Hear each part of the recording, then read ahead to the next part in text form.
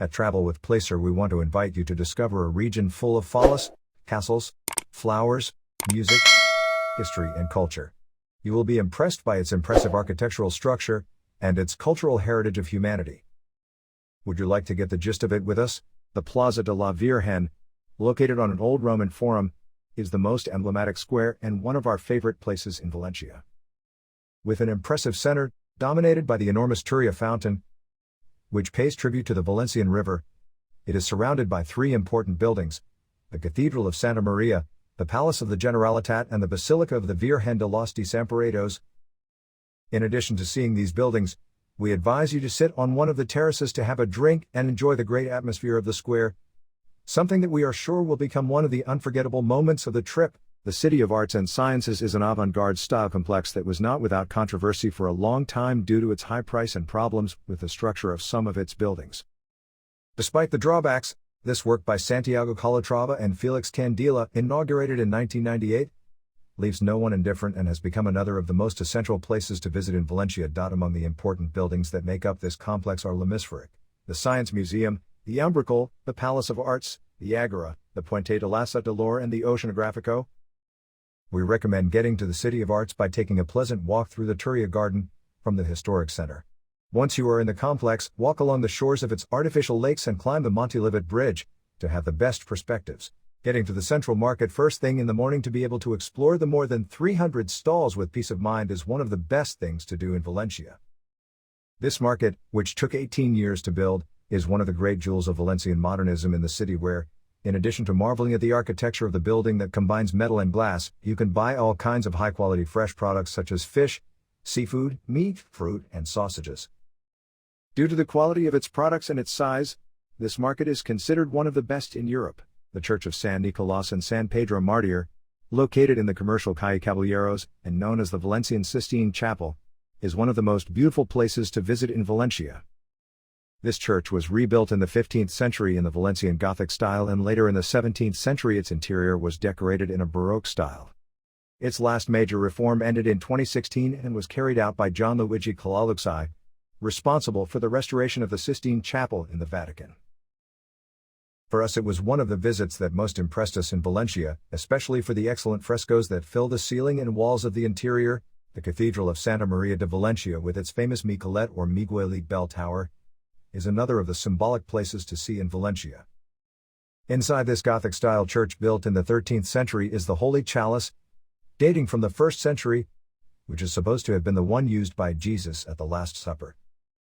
Another of the wonders of the cathedral are the Renaissance frescoes of the high altar from the 15th century and discovered 10 years ago. To finish the visit, you can see works by Goya in the Cathedral Museum and climb the more than 200 steps of the Miguelite to have the best views of the city. You can enter the cathedral through the Plaza de la Reina, another of the most popular and crowded in the city. Walking through the narrowest streets of the old town until you find the original Plaza Redonda is one of the best things to do in Valencia.